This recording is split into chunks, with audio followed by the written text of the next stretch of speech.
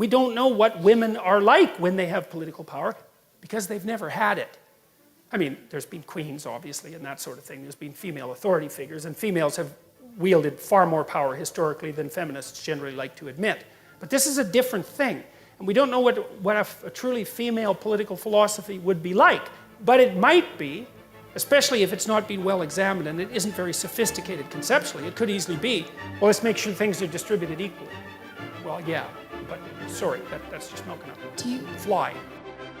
I call it objectivism. All right. Meaning a philosophy based on objective reality. Now let me explain it as briefly as I can. First, my philosophy is based on the concept that reality exists as an objective absolute. That man's mind, reason, is his means of perceiving it. And that man needs a rational morality.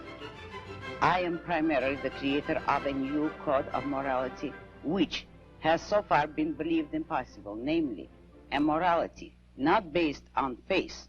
On faith? Not on faith, not on arbitrary whim, not on emotion, not on arbitrary edict, mystical or social, but on reason, a morality which can be proved by means of logic, which can be demonstrated to be true and necessary.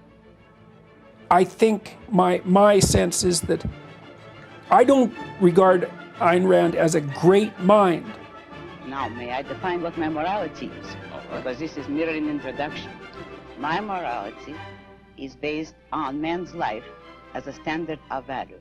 And since man's mind is his basic means of survival, I hold that if man wants to live on earth and to live as a human being, he has to hold reason as an absolute, by which I mean that he has to hold reason as his only guide to action, and that he must live by the independent judgment of his own mind, that his highest moral purpose is the achievement of his own happiness, and that he must not force other people, nor accept their right to force him, that each man must live as an end in himself and follow his own rational self-interest. I don't think that her take on things was sufficiently differentiated and sophisticated. You are out to destroy almost every edifice in the contemporary American way of life. Our Judeo-Christian religion, our modified government-regulated capitalism, our rule by the majority will. Other reviews have said that you scorn churches and the concept of God. Are these accurate criticisms? Yes, I agree with the facts, but not the estimate of this criticism. Namely, if I am challenging the base of all these institutions, I'm challenging the moral code of altruism, the precept that man's moral duty is to live for others, that man must sacrifice himself to others, which is the present-day morality. Since I'm challenging the base, I necessarily would challenge the institutions, you name it, which are a result of that morality. She just isn't a top-rate philosopher. You say that you do not like the altruism by which we live. You like a certain kind of Ayn Randist selfishness. I would say that I don't like is too weak a word.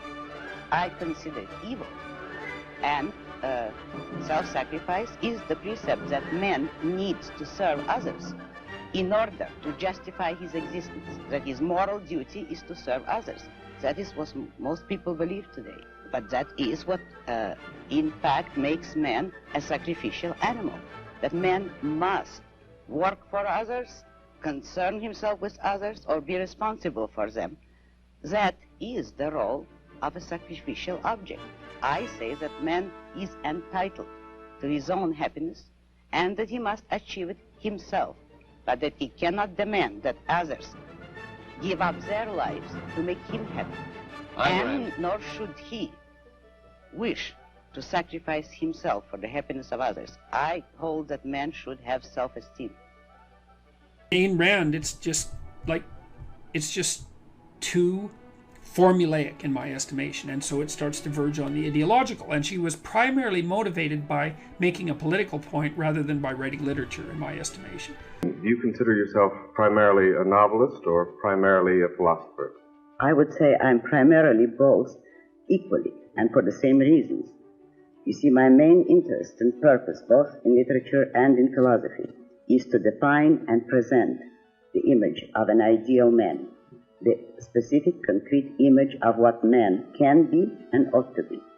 And when I started writing, when I approached the task of literature and began to study philosophy, I discovered that I was in profound disagreement with all the existing philosophies, particularly their codes of morality. Therefore, I had to do my own thinking. I had to define my own full philosophical system in order to discover and present the kind of ideas and premises that make an ideal man possible, in order to define what kind of convictions would result in the character of an ideal man. The artist shouldn't be able exactly to say what he or she is doing. If you can say what you're doing, you're not producing art. Art is, well, you could say art bears the same relationship to culture that the dream does to mental stability. You know, your dream doesn't say what it's about, it just is. You can interpret it, and that's helpful sometimes, just like movie criticism is helpful. But the dream is something that extends you beyond where you already are. That's why it isn't verbal thought, it's something else. It's like a pseudopod that's going out into the unknown. That's what art is.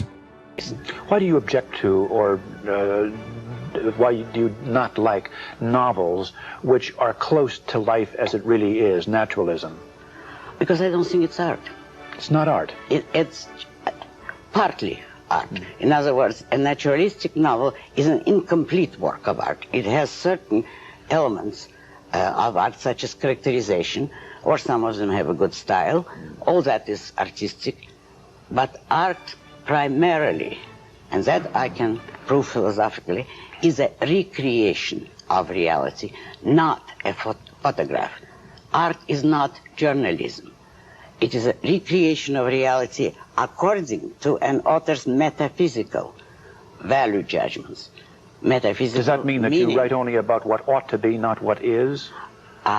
Yes, but let me finish. I use the big word, so I want to be sure that the audience does understand me. By metaphysical, I mean the nature of reality as such, the nature of existence. It's his view of man and of the nature of existence that a writer or any artist really expresses in art. And romantic art presents to man what he might be and ought to be. That is, it presents an ideal and tells man this is the essential nature of man, and you as a human being can become that if you wish. So that art, in that sense, romantic art, is model building. Not, however, and I emphasize that, not for the purpose of improving or teaching your something to your readers. Not teaching. Oh, not teaching. Art should never be didactic.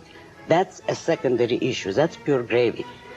The primary purpose of art is contemplation for its own sake. So that the purpose here is for the reader to see what greatness man is capable of and to be inspired by that. So as I read Atlas Shrugged, then, and any one of the heroic characters, Hank Rearden or John Galt or Francisco, these give me a model of the kind of person I might be? If you wish, but that isn't my purpose in writing. I see. My purpose is for you to look at those people and to enjoy the spectacle. As a secondary consequence, you might find yourself inspired. Yeah. That's fine. But I want to give you that experience.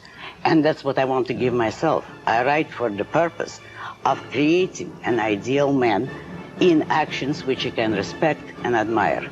And the artist who subsumes the artistic vision to the ideological framework is putting the cart before the horse. It's actually a sin, I would say. It's like the ultimate in creative sins to do that, because you're harnessing the greater to the lesser. It's like, yeah, you understand things, and you could tell a story about what you understand. It's like, no, you tell a story about what you don't understand, and then you pull everyone into the story. The story's an exploration in that way.